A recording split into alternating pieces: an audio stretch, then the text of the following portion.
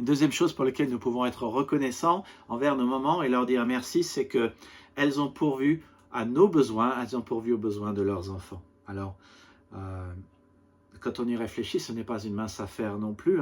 Je pense à Paul dans 1 Thessaloniciens 2,7 qui dit « Alors même qu'en tant qu'apôtres de Christ, nous aurions pu vous imposer notre autorité, au contraire, pendant que nous étions parmi vous, nous avons été pleins de tendresse comme une mère qui prend soin des enfants qu'elle nourrit. » La première chose qu'une maman fait, c'est de nourrir son enfant.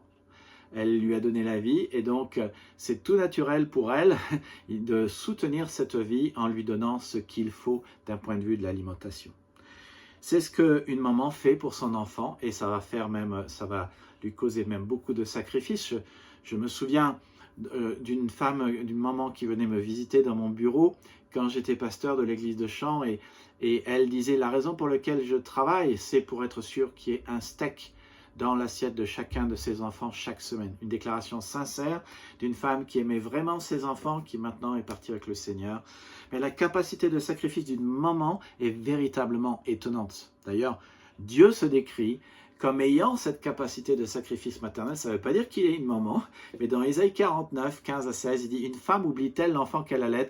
N'a-t-elle pas pitié du fruit de ses entrailles? Quand elle l'oublierait, moi, je ne t'oublierai pas. Voici, je t'ai gravé sur mes mains. » Magnifique prophétie que Dieu a accomplie par le Christ lorsqu'il montra aux disciples ses mains et son côté. C'est une logique qui nous échappe totalement, nous les hommes.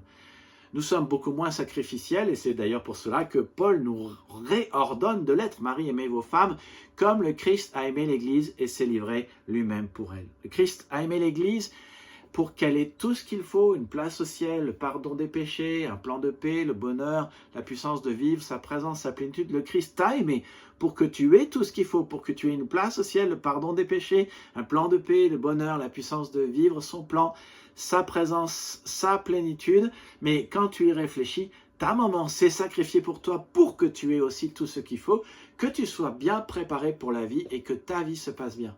C'est la deuxième chose que fait une maman. Elle non seulement nourrit, mais elle prend soin.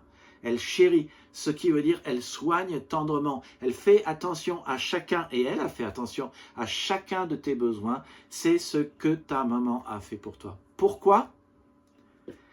À cause de cette qualité que Dieu a placée en elle, la tendresse et l'amour. Et c'est pour cela que pour ces trois choses que je viens de citer, nos mamans méritent d'être honorées. Ta femme qui a donné ces trois choses à tes enfants mérite d'être honorée. Mesdames les mamans, nous voulons vous dire merci pour votre tendresse que vous avez bien mieux que nous les hommes. Merci pour les sacrifices que vous avez faits pour vos enfants et nos enfants, pour les soins que vous leur avez donnés.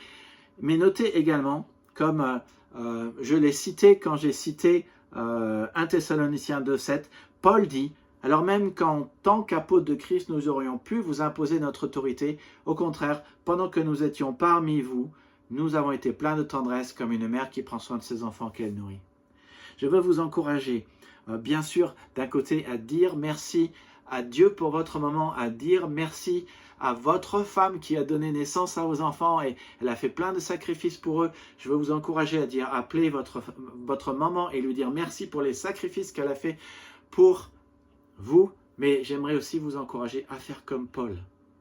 À, si je puis dire, materner ou paterner quelqu'un dans votre église, à être là pour lui, pour elle, de préférence quelqu'un du même sexe que vous, mais à investir votre vie dans sa vie, à faire en sorte que il ait tout ce qu'il faut, elle soit bien, il soit bien, et à être, si je puis dire, une mère pour cette personne. Voilà. Alors, si vous aimeriez en savoir plus, déjà, abonnez-vous à cette vidéo, rejoignez-nous le dimanche, likez, partagez cette vidéo, et rendez-vous dans la troisième vidéo, la prochaine vidéo, dans laquelle vous aurez une troisième bonne raison pour dire merci à votre maman.